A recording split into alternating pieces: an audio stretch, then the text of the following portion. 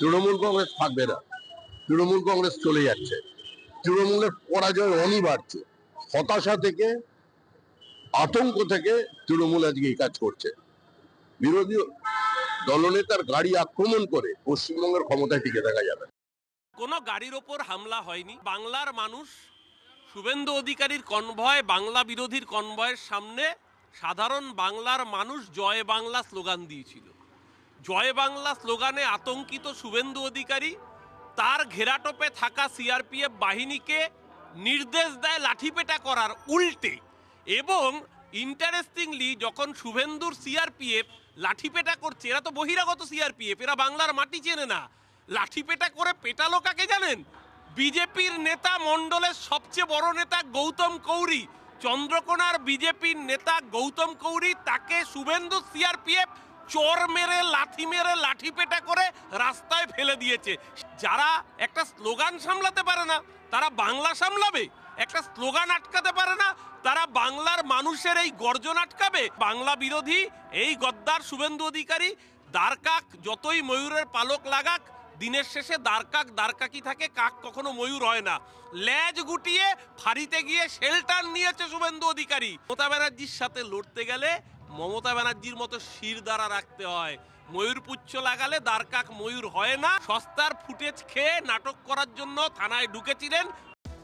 জঙ্গলমহলের পাশাপাশি দুই জেলা, একজন পুরুলিয়া থেকে ফের ভবানীপুর নিয়ে হুঙ্কার ছুড়লেন, আর দ্বিতীয় জন বাঁকুড়ায় তৃণমূলের পক্ষে 12-0 করার ডাক দিলেন। এভাবেই যেন শুভেন্দু অধিকারী ও অভিষেক বন্দ্যোপাধ্যায় বেঁধে দিলেন টার্গেট। মমতাকে নন্দীগ্রামে হারিয়েছে, এবার ভবানীপুরে হারাবো। করতে হবে 12-0 তৃণমূলের পক্ষে। 26-এর কুরুক্ষেত্র যত এগোচ্ছে ততই মুখে মুখে নম্বরের খেলা। ভবানীপুরে মমতা বন্দ্যোপাধ্যায়কে হারানোর ফের হুঁশিয়ারি দিলেন শুভেন্দু অধিকারী। অন্যদিকে বাঁকুড়ার সবকটি আসন জেতার লক্ষ্য বেঁধে দিলেন অভিষেক বন্দ্যোপাধ্যায়। মহাযুদ্ধের অনেক আগে থেকেই বিরোধী দলনেতার মুখে বারবার উঠে আসছে ভবানীপুরের কথা। মমতা বন্দ্যোপাধ্যায়কে ভবানীপুরে হারাবেন বলে ইতিমধ্যেই টানা চ্যালেঞ্জ ছুড়েছেন শুভেন্দু অধিকারী।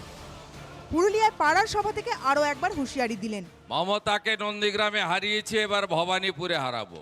আমি ভয় পাওয়ার লোক নই। আমি মমতা বন্দ্যোপাধ্যায়কে দাঁড়িয়ে দাঁড়িয়ে হারিয়েছি। আপনি মমতা বন্দ্যোপাধ্যায়কে আটকাবেন? আরে আগে যান, সিপিএম এর থেকে আপনি একটু ট্রেনিং নিন।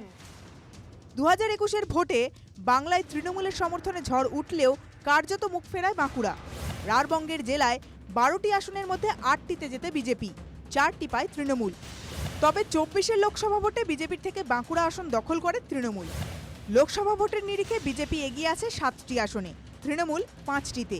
লোকসভা ভোটকে রূপলি রেখা ধরে বাঁকুড়ার সবকটি আসনে জেতার টার্গেট বেঁধে দিলেন অভিষেক। একদিকে বিষ্ণুপুরকে 6 মারতে হবে, আর একদিকে বাঁকুড়াকে 6 মেরে 6 মেরে 12-0 তৃণমূল কংগ্রেসের পক্ষে আগামী দিন করতে হবে। পাল্টা তৃণমূলকে চ্যালেঞ্জ ছুড়েছে বিজেপি।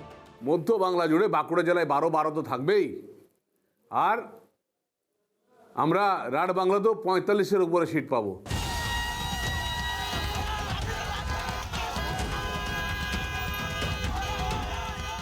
পুরুলিয়া থেকে কর্মসূচি সেরে ফেরার পথে চন্দ্রকোনা রোডে শুভেন্দু অধিকারীর গাড়িতে হামলার অভিযোগ ওঠে।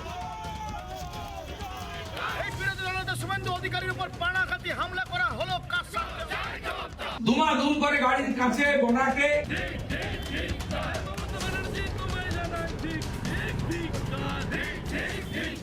হীরক, তপন ও দেবব্রত রিপোর্ট, TV9 বাংলা।